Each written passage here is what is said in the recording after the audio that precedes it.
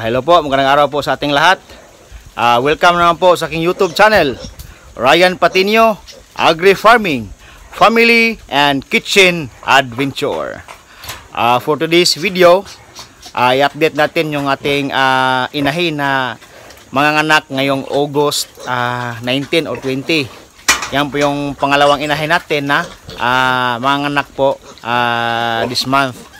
So, tingnan natin kung mayroon po siyang mga senyales na or physical changes po sa kanyang pangangatawan habang papalapit po yung kanyang kapanganakan.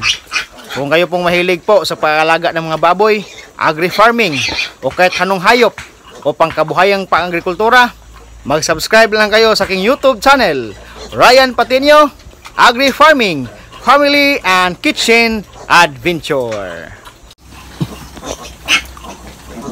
So ito po, katatapos na po nating nagpapakain sa ating mga inahin.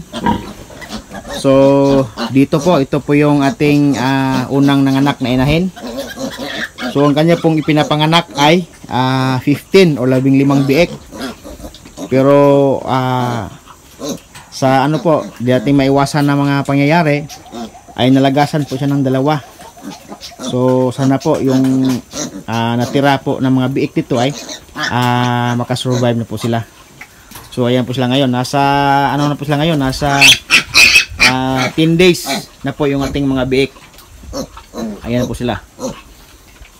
So dito na po sa kabila, ito po yung sinasabi ko na mga anak ngayong August 20 or 19. So sa mga panahon na yan, yan po yung kanyang kabuwanan. So ito po siya.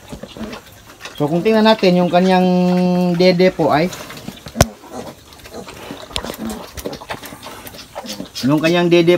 medyo lumalaki na po. At saka yung tiyan niya ay parang bumabagsak, bumababa na po yung tiyan niya. So ayan po. And then yung kanyang puwerta po, mayroon na pong makikita natin yung mga pagbabago. Medyo namula-mula po siya ng konti at saka nagsimula na pong lumaki. So ito po siya. Sa ngayon po, nasa 103 days na po itong inahin natin. So ayan, medyo pag tingnan natin yung kanyang dede, medyo lumalaki na po. At saka ito po isang sign na malapit na po talagang manganak yung ating inahing baboy. So ayan po mga kaibigan. So ngayon po ay nasa ano pa siya, itong pigpen pa siya natin inilagay. Pero pagkatapos po ng ma-repair itong kabilang pigpen natin, ayan, ito po yung paglalagyan din sa kanya. So ito naman po, magkatabi po sila sa ating isang inahin. Ito po yung inahin nating isang nanganak nung nakarang buwan. At yung ito namang isa na manganganak ngayong August 20 or 19 ay dito po natin ilalagay. So ilalagay po natin siya dito siguro mga 5 days bago siya manganak. So ngayon po siguro mga August 15 ay ilalagay natin siya dito. So 5 days bago siya manganak ay nasa 109 days. Kasi yung panganak po ng baboy ay 114 days plus 5 days at saka minus 5 days. So ang pinaka madaling o early, yung pinaka maagang papanganak ng baboy ay nasa 109 days. At saka yung pinaka matagal naman po ay nasa 119 days. So yung average ay 114 days.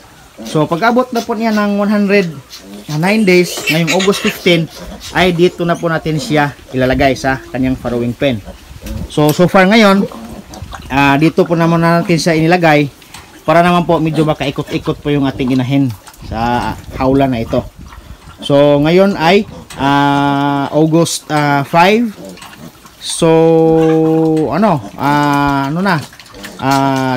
days more to go bago natin siya ililipat sa kaniyang farrowing pen. Mga August 15 yan, lilipat na natin yan. So ayan po. So 10 minutes more to go ng kanyang pagbubuntis. So ayan, yung kabila naman po, ito po ay manganak din ngayong katapusan ng buwan. So o kaya naman po katapusan ng ngayong buwan o ngayong September, first week po yung kanyang panganak. So ayan po sila. So pag ito po yung tiningnan natin, ayan,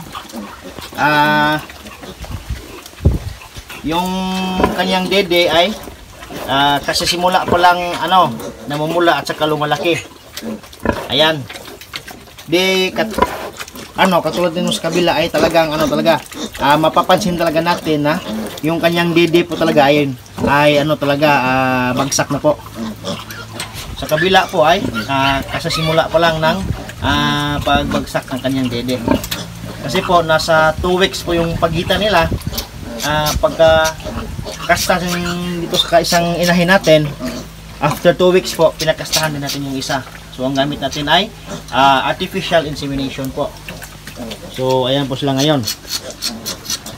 So inihanda natin sila para po sa kailang panganak. So ito po ay naturukan na po natin ng iron. Kasi yung iron po ay mahalaga po sa inahing baboy na ituturok natin nasa 80 to 85 days or 90 days bago po sila manganak, para naman po hindi po siya maubusan ng iron. Kasi pag nanganak po yung ating inahing baboy ay di natin talaga mapigilan na mayroon na tayong tinatawag na blood loss. So sa mga blood loss na po na iyan ay doon po nababawasan yung mga red blood cells ng ating inahing baboy habang sila po ay nanganganak. So ayan po yan. So ngayon po importante talaga yung mga inuming tubig, yung mga drinker, para po yung ating mga inahin po ay palagi pong mayroong tubig na iinumin. So ayan.